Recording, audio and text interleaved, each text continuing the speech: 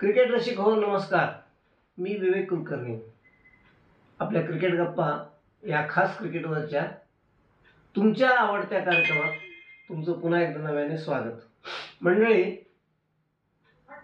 आज ऑस्ट्रेलिया आणि इंग्लंड या दोन पारंपरिक प्रतिस्पर्धी संघातले ॲशेस 2025च्या पहिल्या टेस्टला पर्थ येथे सुरुवात झाली.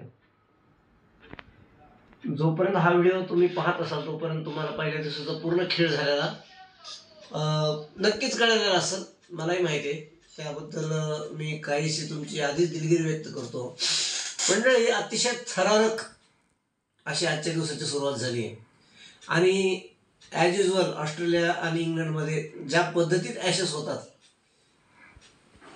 तशाच पद्धतीने आजचा हा सामना सुरुवात झालेली आहे. आपल्याला असं आज कोण बलाबले, कोण पुढं आहे, कोण मागं आहे हे आत्ता आपण काहीच सांगू शकत नाही.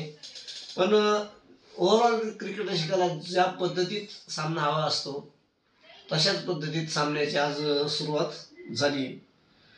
मंडळी, आज इंग्लंडने प्रथम फलंदाजी करताना पहिल्या डावात इंग्लंडने फक्त 172 धावा केल्या.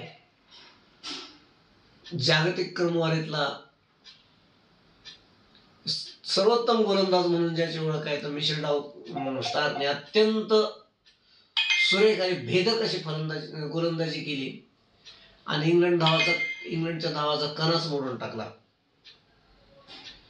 प्रथम फलंदाजी करण्याचा निर्णय घेतला खरा, पण मिशेल स्टार्कची इरादे आज पहिल्याच मालिकेतल्या पहिल्याच सामन्यात इंग्लंडला 7वे आसमान दिखाने घेते आणि मिशेल स्टार्क का भेदक गोलंदाज आहे मंडळी याचं त्यांनी सुरेख प्रचिती आज क्रिकेट विश्वात दिली.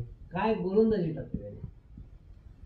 हॅरी ब्रूक आणि बेन स्टोक्सचा जर अपवाद सोडला तर इंग्लंड संघाकडून कोणालाही विशेष काहीच करता नाही आलं स्टार्क पुढं आणि इंग्लंड संघाचा डाव केवळ 172 धावात गारद झाला. आता 172 धावात इंग्लंड संघाचा डाव जेव्हा गारद झाला, ऑस्ट्रेलियाला असं वाटतं की आपण अर्धी बाजी मारली आहे आणि हीच क्रिकेटची गंमत आहे. मला नेहमी सांगायला आवडतं की cricket is a game of glorious uncertainty आणि आज ऑस्ट्रेलियाला आज ते दिसलं. आपण मराठीत म्हणतो बघा, मांडे खुशीत मांडे खाल्ले. आज ऑस्ट्रेलियाला असं वाटलं की भाई आपली तो चल पडी. पण ॲशेसची हीच गंमत आहे आणि म्हणूनच ॲशेस लोकप्रिय आहे. जेव्हा ऑस्ट्रेलिया संघाची फलंदाजी सुरू झाली, बेन स्टोकने captain leads from the front हे कसं वाचतं त्याचं सुरेख प्रत्यंतर दाखवताना तिने अत्यंत घातक अशी गोलंदाजी करत ऑस्ट्रेलिया संघाला शब्दशः माती खायला लावले. आणि आज दिवस अखेरचा खेळ जेव्हा संपला तेव्हा ऑस्ट्रेलिया संघाच्या 123 धावा झाल्यात, 9 गडी बाद झालेत आणि अजून जवळपास 50 धावाची लीड इंग्लंडकडे आहे. उद्या काय होईल, ऑस्ट्रेलिया लीड किती कमी करू शकेल हे बघणं मनोरंजक ठरेल. पण हे नक्की की क्रिकेट प्रेमीला जसा सामना हवा आहे तशी तरी सुरुवात झाली.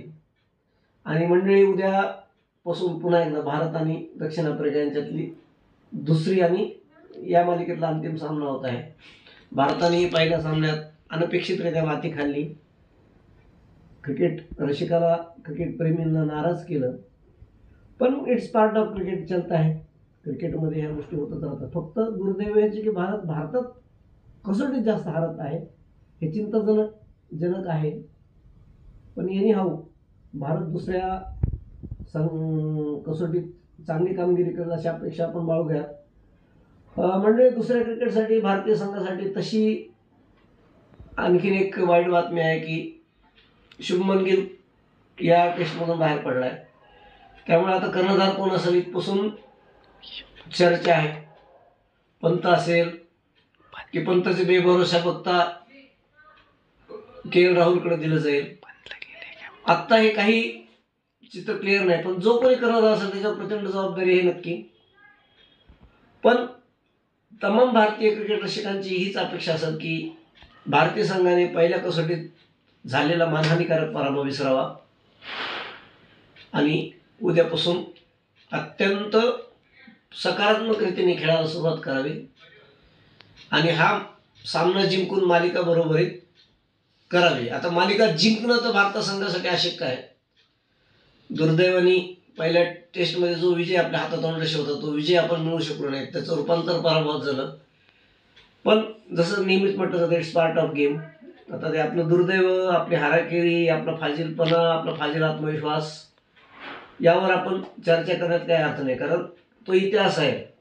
उद्या भविष्य आहे आणि आज वर्तमान आहे. आज आपण अपेक्षा करू की भारतीय संघ उद्याच्या कसोटीत शुभमन गिलची अनुपस्थिती विसरून उद्या कदाचित नितीश रेड्डी येईल किंवा साई सुदर्शन येईल. काय आता निवड समिती आणि संघ नियोजन समिती, थिंक टँक ज्याला आपण म्हणतो, ते ठरवतील.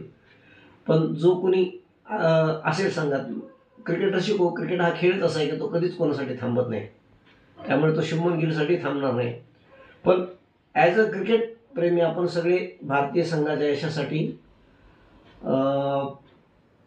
डोळे लावून पाहू आणि मला खात्री आहे की भारतीय संघ दुसऱ्या कसोटीत नक्कीच